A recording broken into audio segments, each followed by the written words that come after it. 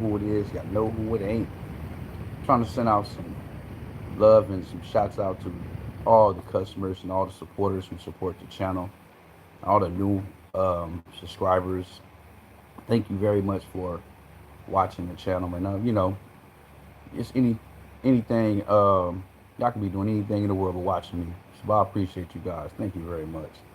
We had a lot of things that we did today, and have a video I'm about to put out after this live a little bit later on. Probably put it out the day after. But yeah, so we've been coming with some content consistent. Just my daily life, certain things I do, out and about. Nothing real, extravagant. Just the average Joe. But yeah, we had a lot of transfers that went out, and I got that off my lip. I was eating some chips. We had a lot of transfers that went out. A couple new orders that came in from customers that I chat with on Facebook or chat with on YouTube or Instagram. So we had a couple different customers as well. I met a couple people downtown LA, and she just had purchased something from the website, and she had some pretty good images too. So that came out pretty dope. And I'm just very appreciative, just very appreciative about things and what's going on and whatnot. So we all just doing it, trying to make it happen. What's going on? Shouts out to you guys, Davis. I see you, Diesel. What's going on? How's it going? How's everything going for you guys? I want to speak about something. Um, it's a lot of people been calling me and asking me questions about the printers and the print heads, and they be having some issues with them that's been clogging, or some of them say, hey, it was clogged, now it's not clogged no more.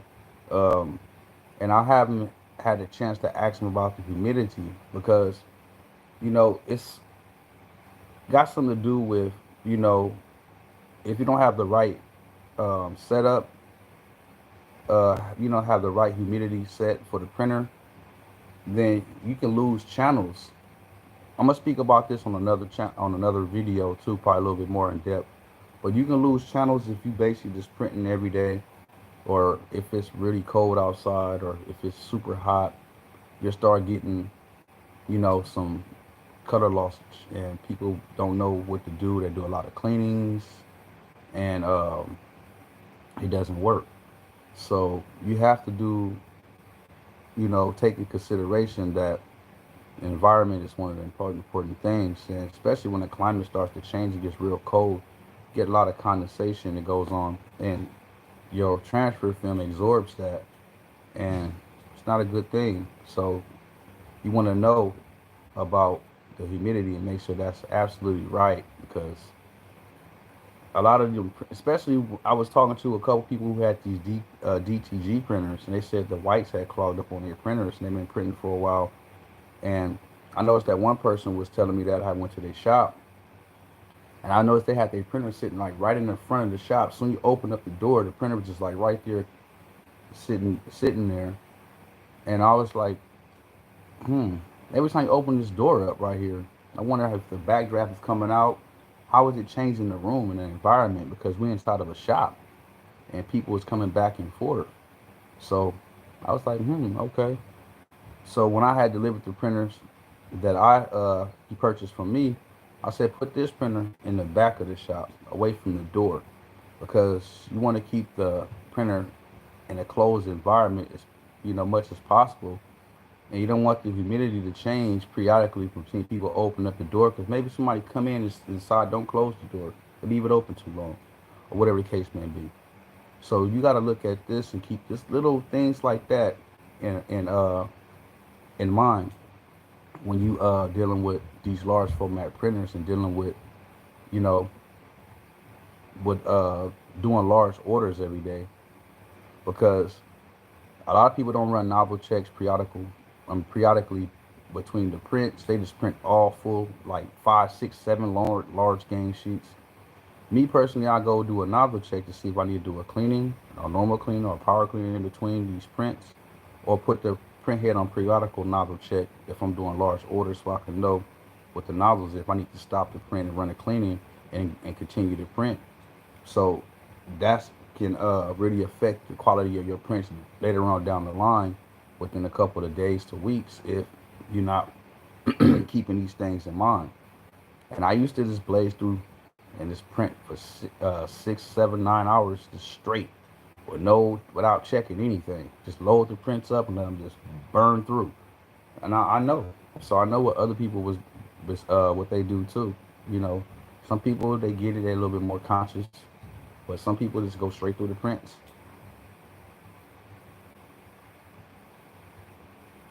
Let me see. Hold on, disappeared too fast. What she was asking me. Let me see what you say.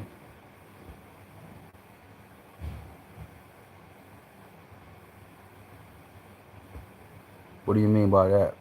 Well, with the see, okay, about the cleanings, right? Normal cleanings and power cleanings, right?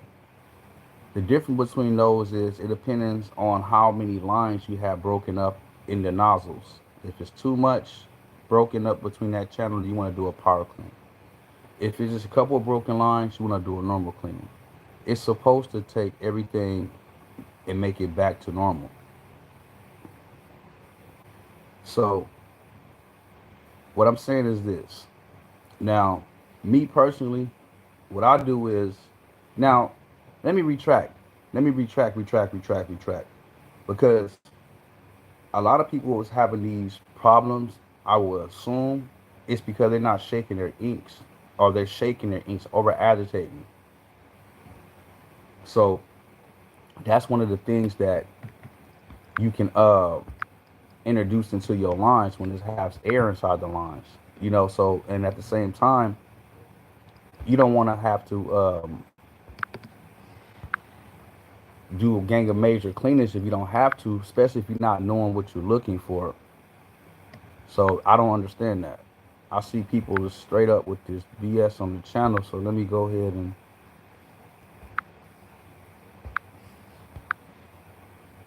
so anyway, give me a second.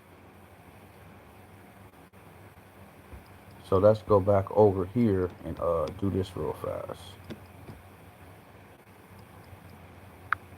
So wait, hold on real quick. I don't want to get the wrong person. Okay, now, so what's going on is we have a lot of people that's on here. Let me see.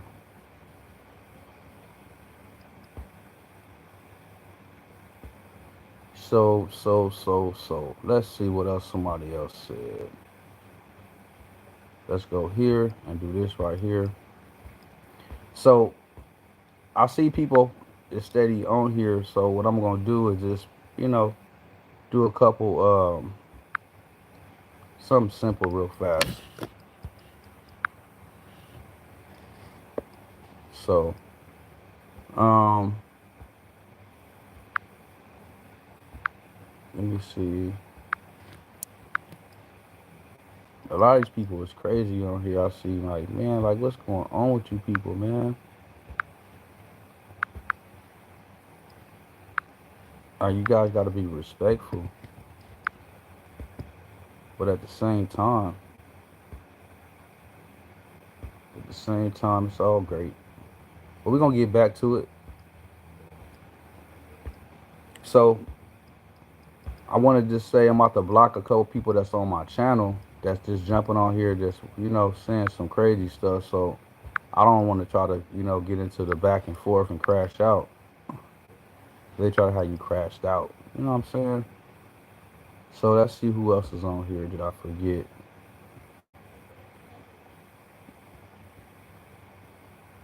Okay, so let's do this right here. Do that at the same time. Yeah, so like I was telling people earlier, I had a couple of females on my channel, and it was crazy because somebody disrespected somebody on my channel, and it was just somebody was new, just stopping by to see what was going on, and I was like, man, for real, that's right there disrespectful, guys. So I'm still up here removing a lot of these people that's on the channel that's just goofing off, and yeah, so they can go start another one and come back again and do the same thing over. Okay, so, but You have to understand one thing about the DTF is that the printing is half of it, but so far as having good ink and having it introduced into your lines, that right there can have you up a creek later on down the line because you be thinking that something's actually wrong with the printer and it's not. It just you have what it is in a sense, but it's nothing that's catastrophically wrong. It just you have air in the lines and that's being applied to your print. Every time you print, it's printing that air out. So if you guys do this every day, then you're gonna stay with air in your cartridges. It says bots with BS posts. Yeah, it gotta be. But yeah, so you're gonna stay with air in your lines because if you're not taking the proper precautions of proper agitating the inks. A lot of companies they tell you, yeah, you can shake the inks, you can shake the inks, and you can, but if you go over, how do you know enough is enough? Because no matter if you agitate the inks, if you don't agitate them, it's always going to have some type of air bubbles inside the lines. I mean, I say agitate, don't agitate. If you agitate the inks, shaking them, or if you just putting them upside down and flipping them over, you're still gonna be able to have some type of air inside the lines. You know what I mean? That's what I meant to say. But the better, the more better, the less you shake and the better method you come up with to agitate your inks, you'll come up and it'll be more better for you. So, that is something that you guys gotta keep in mind too. So that's all I gotta say about that. But it happens a lot because I talk to a lot of people and they have basically the same problems, that I see. And that right there is like telling me, like, who telling you guys to agitate your inks, to shake these inks? A lot of companies say shake the inks and or whatnot. And how do your prints come out?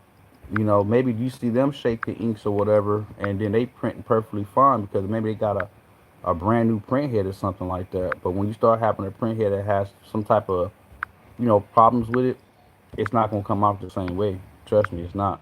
I didn't went there before. I didn't went through it. I didn't did it a couple of times. But you always can tweak the your dot sizes for you can be able to get a better quality print. And you know, other than that, you guys can test it out by trial and error, and you're gonna figure it out. Cause that's what I did. I figured out through trial and error. Nobody told me anything. I just like, what? Let me try this. If it works, it don't. It don't. But at least I know what not to do again. That's what I had went to.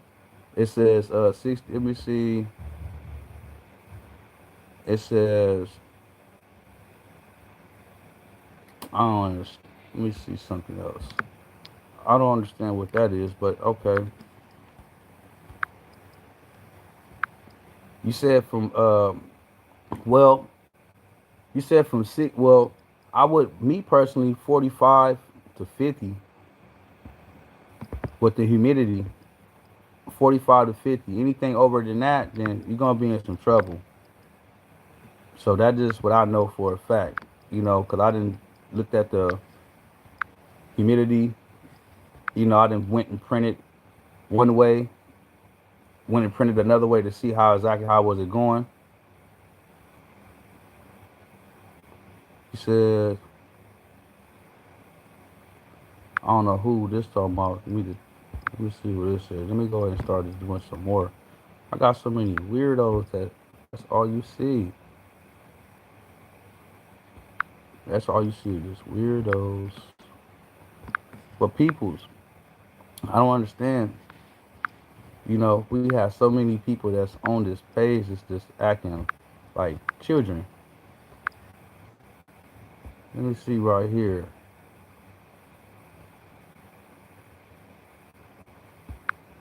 So that's crazy. So you guys, I mean, know what printers that you guys are dealing with out there. Anybody dealing with the P6000s, P7000s, anything like that?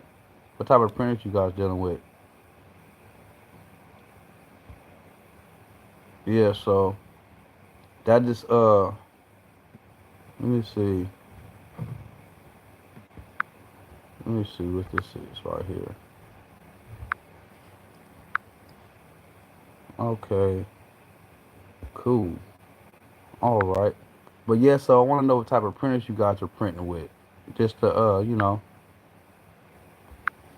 see what's going on. Cause I know a lot of people is telling me that they just bought a P6000s and they wanted to convert them over. And I was like, you will buy a printer before you either get the proper research, you'll be stuck paying more money in the end because it costs you more. So that's just the main thing that you guys gotta look at when you buying these printers, motherboards or whatnot. They all have, a lot of what you call variables to it if you don't get the proper research and you go off of what somebody else is doing. But if you don't see for yourself exactly what's going on, I think you want to be careful about that because people do a lot of editing with the videos and don't tell you what they need, what they're really trying to do. So I think that right there is like one of the ones, you got to be very careful for. So other than that, you got to understand about what they call it, about the pros and cons, because it's a lot of stuff they don't tell you about this DTF printing. Believe that. So that's just one thing that I figured out when I was trying to get into it and really trying to understand what was going on. Nobody's gonna tell you too much information.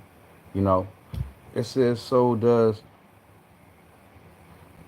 no, yeah, well, yeah, you get air in the lines. I'm gonna cut this on so it's kind of hot in here, so you probably start hearing a little noise. But yeah, you get air in the lines basically from shaking the ink too much, like this. And if you look in the cartridge, you'll see little air pockets, and that's gonna get introduced into your actual system when you cut your printer on and do a power clean. So that right there can affect it. So that is one thing. So that is what people gotta. When you look at it, you gotta look at it from a common sense point of view too, as well, and not just going off. Oh, it's clogged. What happened? I think that the print head is clogged. No, you probably have air in your lines. Now, let me see. I had a maintenance tank. I had a maintenance tank somewhere, but I don't know what I did with the maintenance tank. But I'll show you something real fast. These cartridges right here, when you start shaking them back and forth like this, it's gonna create air inside this cartridge, and that gets introduced into the system, and that's when you get banding in the whites. It says right here, well, the way you're supposed to bleed the cartridge, you're supposed to, when it's air in the lines, you're supposed to have put a syringe right here, push, push, push, push, push, and it's supposed to open this up, and it's supposed to let the air out of the cartridge. I mean, not, no, you're supposed to have suck the air from this way, pull and push and pull from this way, from this little spot down here on your cartridge, turn it around from here. But me personally, what I do, because that's doing too much, I just take the cap off and let it sit for like 10, 15, 20 minutes, and the inks will settle. It's settled when it's inside of the printer at night, and it separates. So if you just don't mess with it for like 30, 40 minutes, it'll be settled. It'll look like this, won't have no air in it. And then you can take that and put that back into the cartridge. Back into your actual printer. But what I normally do with these cartridges is I sit them on a table, I flip them upside down, let them sit. I make sure this is not on the table. I sit a little bit further back. So this is the table right here. I sit it like this, hanging over the table, and I take 2, 3 cartridges and grab them all in a bunch, and I'll flip them all over.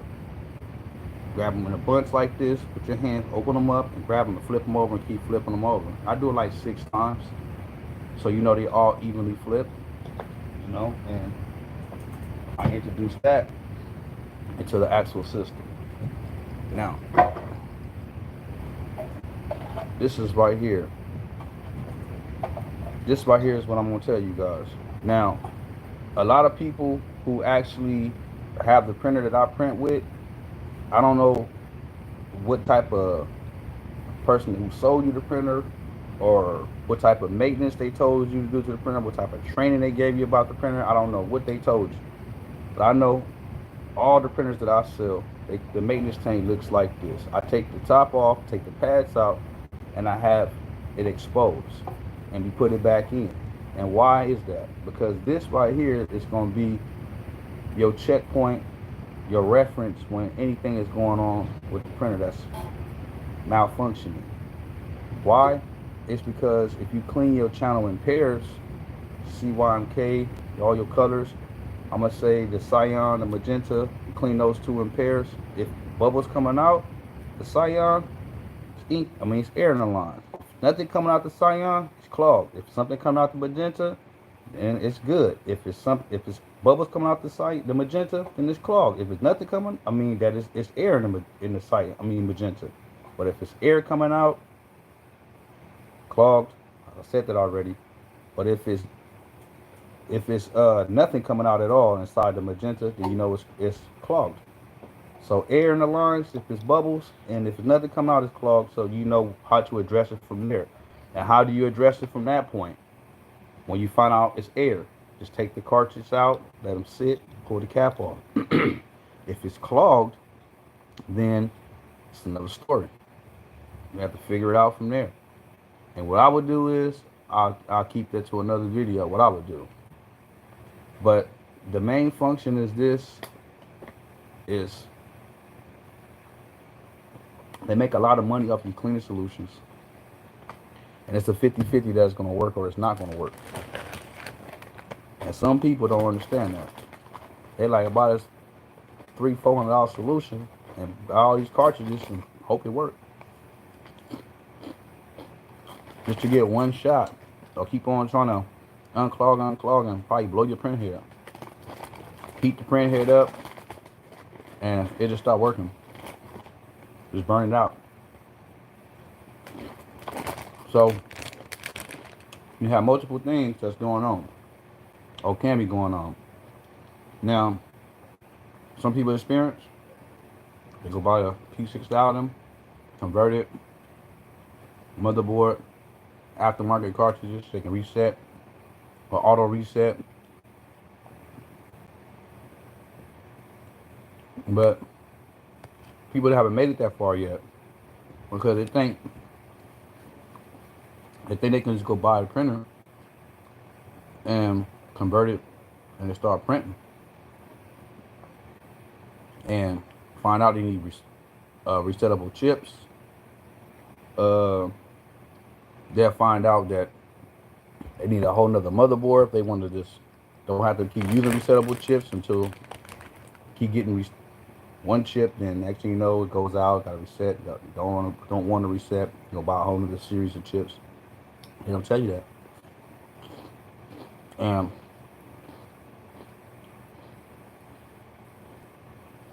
Yes, I got replacement parts. It all depends on what you need.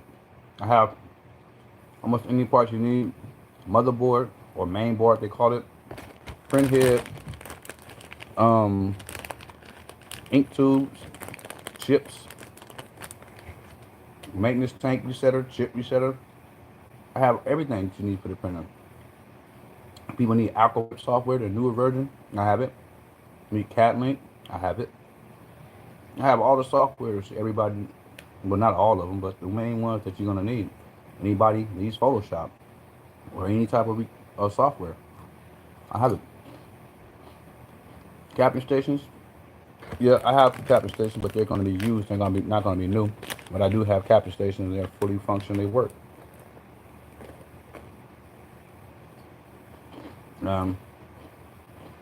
That's a good job too. Taking off the capping station. That's a nice job for you. Nice job.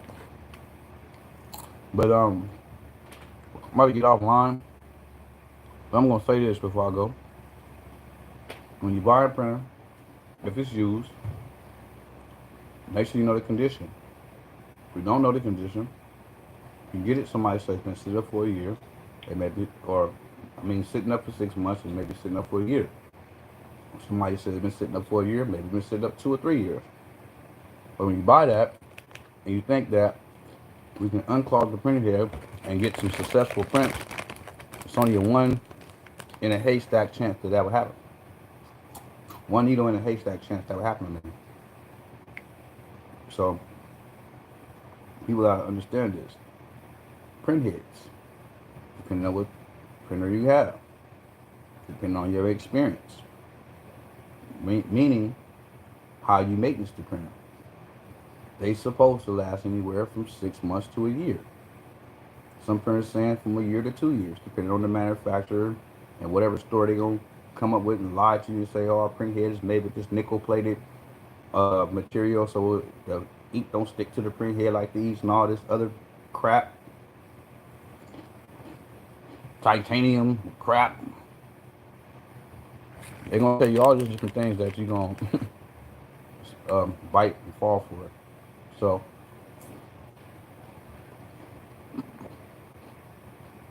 just exactly, just do it. It'll save you a whole lot of time. See, a lot of things too that people don't do is they don't factor in the price of things. So like, hey, some people they recommend you change the ink damper. I mean, change the print head and the ink damper, not just change one without the other. That's what they recommend. But you know, it's kind of hard to tell somebody that only can afford, barely can afford the print head. So, it's never in the story.